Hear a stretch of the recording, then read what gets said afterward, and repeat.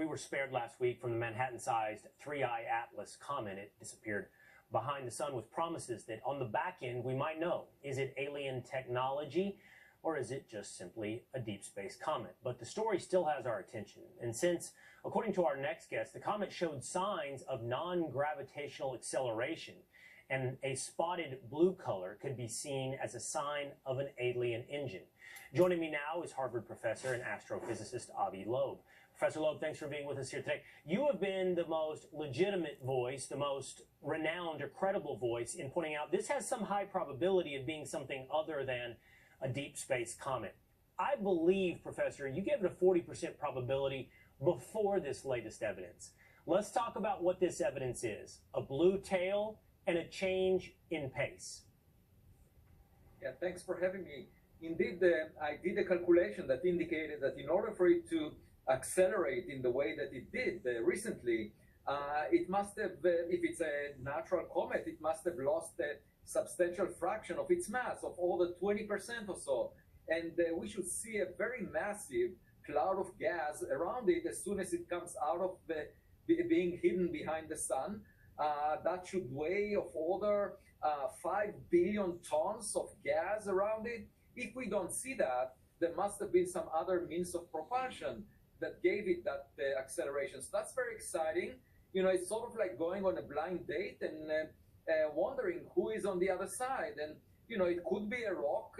Maybe that's the most likely interpretation. But we should be open-minded. We should be humble because it's an opportunity to learn something new. Okay, so it has picked up speed.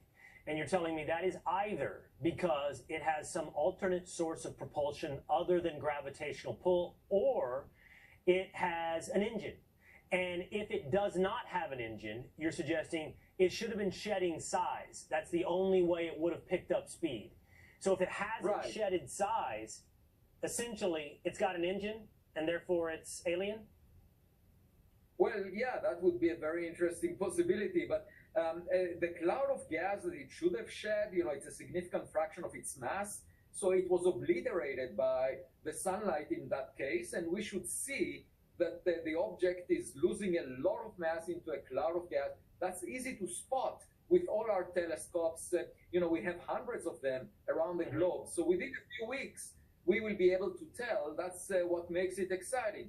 If there is no gas that it sort of shed and therefore got a recoil from that shedding, you know, like the rocket effect, then it's something else that propelled it. And as you pointed out, it appeared bluer than the sun. You know, that's very unusual because usually comets are red because they're surrounded by dust that makes them red. Their surface is cooler than the surface of the sun, and therefore they are redder. But this one seems to be bluer when it approached the sun. That's actually the time for a spacecraft to accelerate, to use the gravitational assist from the sun. So last question for you, Professor. If my memory serves correctly, you had it at 40% before this evidence of acceleration and the blue tail. Now that you have this evidence, has your calculation changed at all? 40% that it is some type of artificial technology?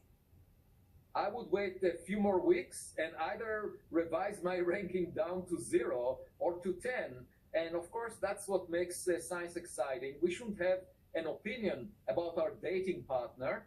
You know, my best advice to people who go on blind dates is to observe the other side before having an opinion. Okay. So I'm just waiting for a few more weeks. I think this day will end in early December, so we'll check back in and see how you enjoyed the date in early December. Thank you, Professor.